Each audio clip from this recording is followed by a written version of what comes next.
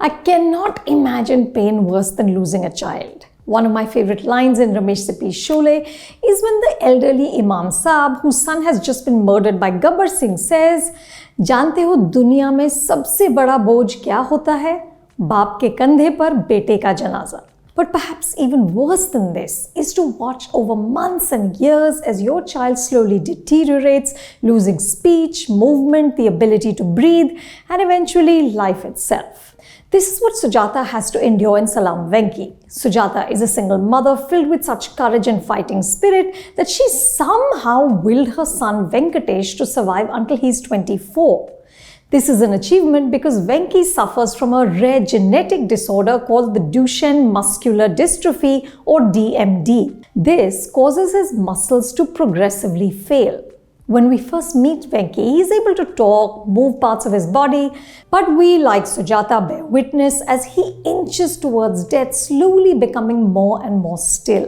Salaam Venky is based on a book called The Last Hurrah by Shrikant Murthy, which itself was based on the life of a young chess player named Kolavennu Venkatesh who suffered from DMD.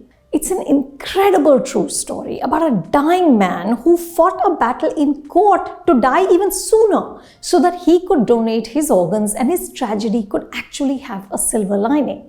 From this potent material, director Revati, adapted story and screenplay writer Sameer Arora, and Kausar Munir, who's been credited with additional screenplay and dialogues, fashion a film that is earnest, it's heartfelt, but it's also so determined to yank your heartstrings that it forgets that it also has to ring emotionally true.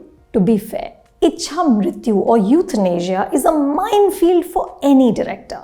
The subject is so inherently heavy with grief and suffering that the storyteller has to exert precise control to prevent it from becoming maudlin or emotionally manipulative. Alejandro Amenabar managed it in The Sea Inside, which won the 2005 Academy Award for Best Foreign Language Film. Sanjay Leela Bhansali couldn't find this balance with Guzarish in 2010.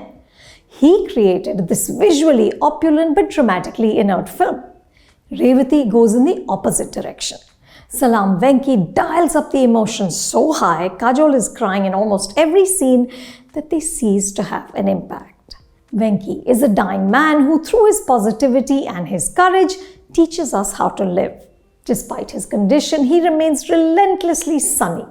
His chatter is peppered with Bollywood references. In one scene, he says, "Kya pata kal ho na ho," of course referencing Nikhil Advani's film in which Shah Rukh Khan's character was dying of heart disease. Venky also recreates the famous Palat moment from DDLJ with his childhood sweetheart who's visually impaired. And of course, he is inspired by the OG dying man who taught us how to live, Anand from Rishikesh Mukherjee's 1971 classic. Anand suffers from a rare cancer, lymphosarcoma of the intestine.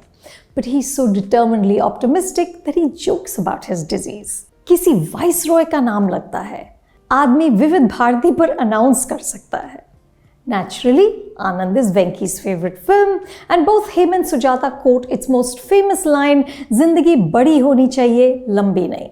Vishal Jetwa, who made his debut as the terrifying serial killer in Mardani 2, commits to the job of dying with cheer and charm. Kajol also works strenuously to convey the anguish of a grieving parent. Sujata is a mother defeated by her son's destiny, but also insistent that he dies on his own terms.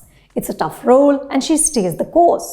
But both are let down by a script written strictly in broad strokes and dialogue which is utterly lacking in nuance.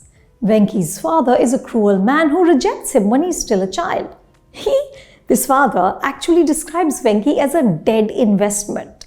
In another scene, Venky tells his sister to take his mother to a hill station because she's never seen any real mountains. She's only seen his quote-unquote mushkilon ke pahad.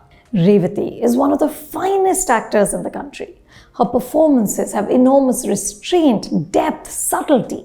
But strangely, Salaam Venky is short on all. Amir Khan has a recurring cameo.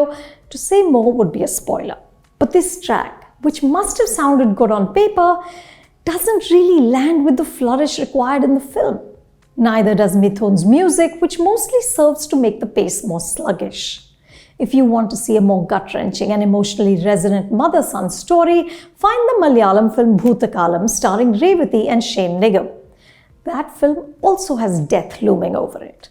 There are scenes in it which haunted me for months, and Revati is just brilliant. She won her first Kerala State Film Award for it.